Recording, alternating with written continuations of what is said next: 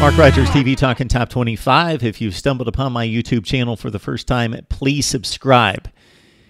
Look at all the videos that we release on a weekly basis. It is quantity and quality, definitely, with some of the best bloggers and broadcasters in college football and analysis from myself, such as my weekly look at the top 25, whether it be the coaches poll or the AP top 25, which has yet to be released this week. There are tons of inconsistencies and illogical deductions. It results in a top 25 that doesn't make sense. They typically get it better and better as the weeks go on, but it still doesn't make sense. We had some really awful selections a few weeks ago.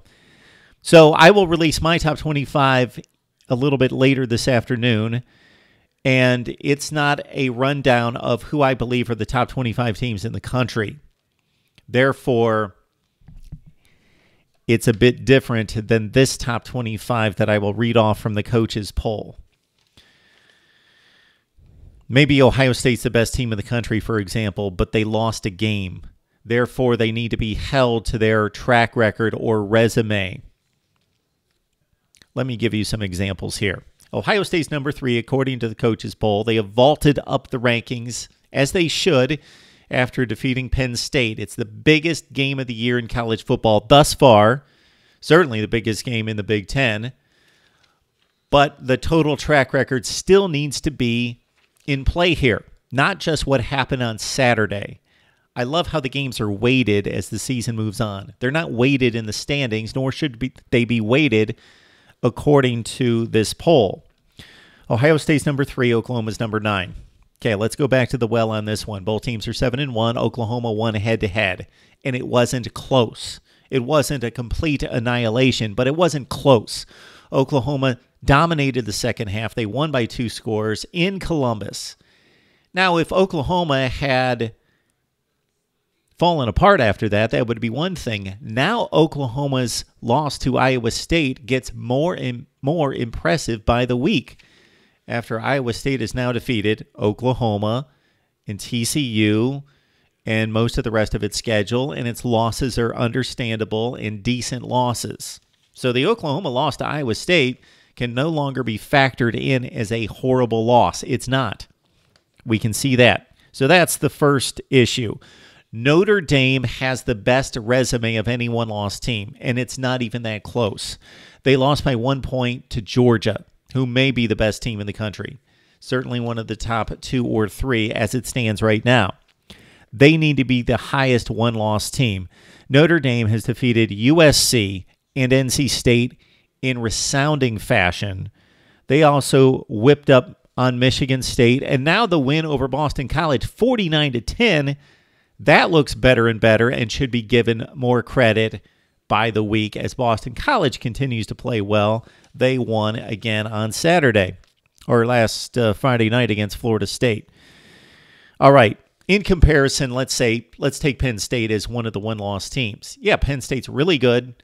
The loss is a quality loss, 1 point at Ohio State.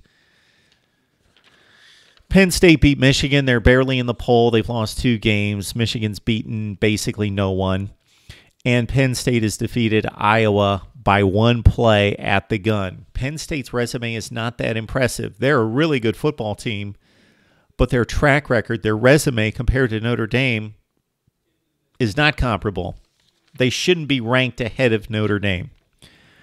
Washington at number 11 at 7-1. Washington should be the lowest rated one-loss team and maybe behind other 2-loss teams. Washington's best win might have been on Saturday against a very marginal UCLA team. Otherwise, Washington has beat up on the bottom of maybe the worst conference in college football. Regardless, they've beaten up on bad teams. Didn't play anyone of substance in the non-conference schedule. Rutgers, a narrow win on the road. So Washington 7-1, number 11 makes no sense. They should not be rated ahead of the likes of TCU, which has defeated Oklahoma State, Kansas State, West Virginia, and Arkansas. TCU having lost to Iowa State. Iowa State's a quality team. They've proven that. Washington lost to Arizona State, who was blown out again to USC. All right, the Michigan State comparison. Again, we forget because it was all of 3 weeks ago that Michigan State beat Michigan. Their resumes otherwise are pretty comparable, but Michigan State won at the Big House. Both teams are 6-2. Michigan's ranked number 24. Michigan State fell out of the rankings because they lost to Northwestern. Michigan's win against Florida dwindles in credibility by the week. Michigan State lost what was a competitive game most of the game against Notre Dame, but they lost by 20. But there's no shame in that at this point. Michigan State losing against Notre Dame. Both teams 6-2. Michigan State should be ranked ahead of Michigan. Now, I understand as we move through the season, the head-to-head comparison becomes more complicated because, for example, A beat B and B beat C, but C beat A.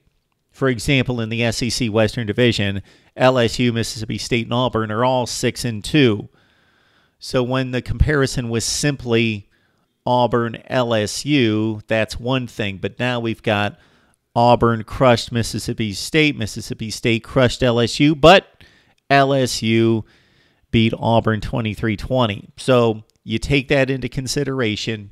I try to go with a head-to-head. If the records are the same, unless the resumes are completely lopsided, I go head-to-head. But then here later in the season, we have more situations like this between Auburn, Mississippi State, and LSU, and you just have to make your best judgment based on the resume. All right, those are the inconsistencies with the top 25. Finally, South Florida lost.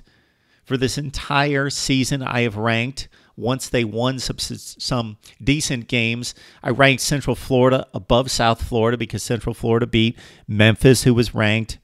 They beat, I believe, Navy and Maryland. Those were the three substantial wins for Central Florida.